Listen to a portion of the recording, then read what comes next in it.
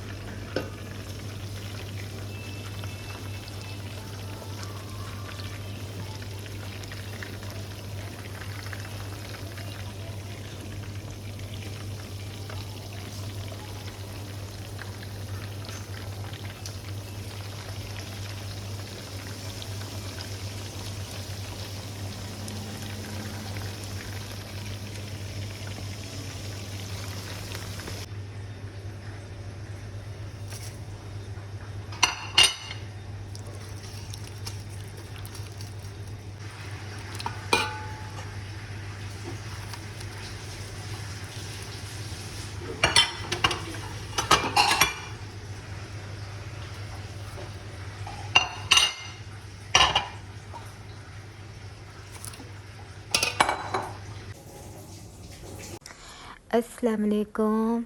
بسويكم حليم هندي بس طريقتي أنا. كيف أسوي؟ أول شي أنا سويت بصل أحمر وحطيت ثوم زنجبيل فريش، أنا سويت من بيت وفي فيديو، كركم وفلفل أحمر، كزبرة باودر، كمون باودر، گرم مسالة وملح. أوكي. وأحين بقولون هريس كيف؟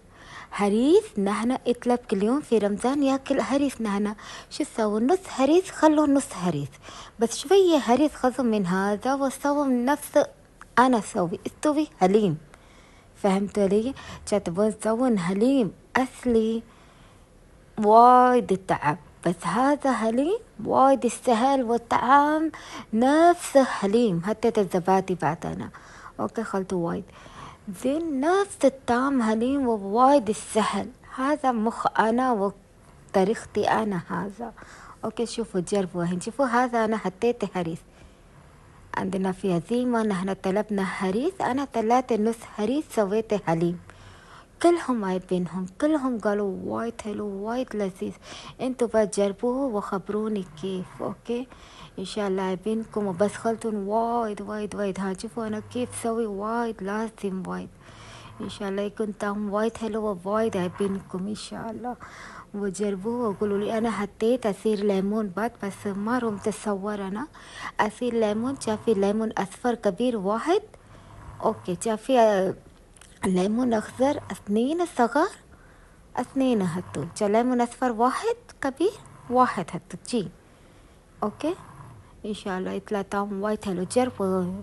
هذا فيديو أنا أول بس سويته، بس وايد ناس قالوا لي سوي لي مرة ثانية إن شاء الله، عشان جي أنا سويته. يلا شوفوا أنا فوق حطيت بصل أحمر، كزبرة،